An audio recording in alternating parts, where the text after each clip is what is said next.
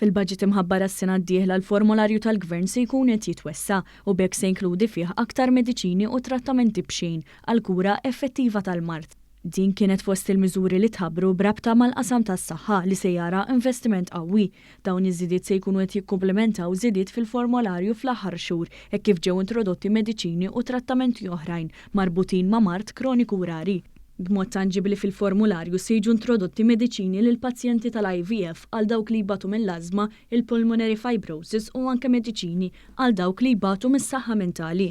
Din il-miżura li mistennija tolqot eluf ta' nies se tingħaqad ma' miżuri oħrajn fil-qasam tas-saħħa fost l-oħrajn fi proġetti infrastrutturali.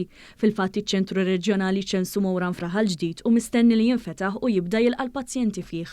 Aktar xogħlijiet infrastrutturali se jkomplu fl-Isptar Mater Dei u fl-Isptar Monte Carmeli b'aktar immodernizzar ta' swali, id-Dipartiment tal-Emerġenza, id-Dipartiment tal-Medical Imaging u t-tielet Cardiac Catheterization Suite ukoll se jkunu qed igawdu minn infrastruttura ġdida dan apparti li tħabbar l-akkwist tal-MR Linek. Dawn il-miżuri qegħdin jippreparaw aktar lis-settur tas-saħħa għal ġejjieni hekk kif ġew infasslin skont ix-xejriet demografiċi ta' pajjiżna u fatturi oħrajn. F'miżuri oħra mħabbra l-Gvern se jkun qed jinvesti 75 miljun euro biex imexxi l-Isptar ta' Għawdex u dak ta' Keringrek wara li f'April ħadd mexxija tagħhom permezz tal-proċess ta' control step-in. Waqt il-budget ħabbar ukoll li fil-ġimgħat li ġejjin se jkun qed jinfetaħ iċ-ċentru tas-saħħa l-ġdid fir-Raba ta' Għawdex li se jibda joffri numru ta' servizzi li kienu jingħataw biss mill-isptar. Dan kollu fil-waqt li ċ-ċentri tas-saħħa tal-Mosta, il-Furjana u Bormla se jkomplu jiġu modernizzati, apparti l-mistennija jinfetħu kliniċi ġodda.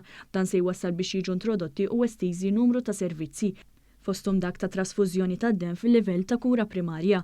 Is-servizz ta' GeoClinic fil-komunità se jibda jingħata fil-ġranet li ġejjin. Servizz ta' remote patient monitoring għal dawk li jbatu mid-diabete tat-tip wieħed ukoll se jiġi estiż.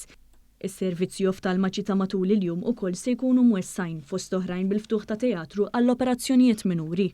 Fil-każ ta' komplikazzjonijiet fosthom brabta mal-kanċer fl-Isptar Mater Dei se jkun hemm tim iddedikat għal dan il-għan.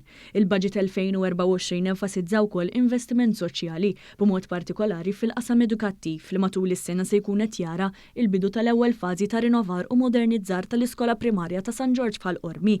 Il-proġetti tal-iskel primarji ġodda fil-Mosta u fil-Mellieħa mistennija li jibdew il-fażijiet preliminari tagħhom. F'Għawdex l-investiment f'dan il-qasam se jkompli wkoll fil-bini tal-Iskola Primarja ġdida fir-Rabat li mistennija titlesta sa' Awwissu 2024.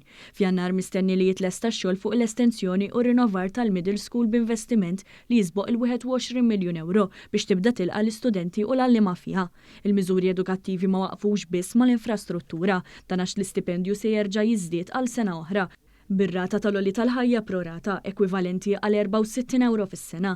L-inizjattiva One Tablet per Child ukoll se tkun qed tiġi estiża, apparti li bdiet il-ħidma bilan li jitqassam laptop ġdid lil kull student fis-7 sena.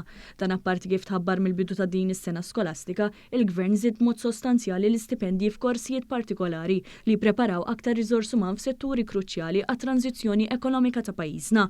Mod tanġibli dawn il-korsijiet jinkludu dawk għall-allima tal-livell primarju u oħrajn tal-istudji xjentifiċi u matematiċi. Dan jingħaqad ukoll ma' ħidma bris skola ta' snajja ġdida fih dan l-Emkast.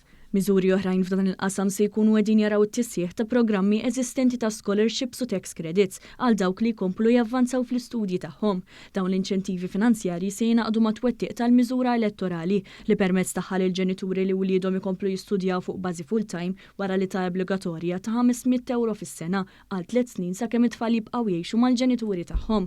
Dan beda japplika minn din is-sena skolastika u se jingħata lil 4800 familja fl-aħħar tas-sena skolastika. Fl-ewwel 3 snin mistennija li jgawdu minn din lotja kważi 15,000 familja b'investiment ta' 7 miljun euro u nofs. Il-budget tas-sena d-dieħla kompla jwieżel lil dawk li jinvolvu ruħhom f'dixxiplini sportivi fejn se tkun estiża r-rata fuq id-dħul ta' 7.5% għall-impjegati f'attivitajiet sportivi. S'issa din kienet tapplika biss għall players u l-coaches. Aktar investimenti infrastrutturali wkoll mistennija li jissoktaw b'mod partikolari fil-bidu tal-ewwel fażi tal-pitch tal-water polo f'Marsa Scala u xogħol preparatorju għall-indoor shooting range f'pajjiżna.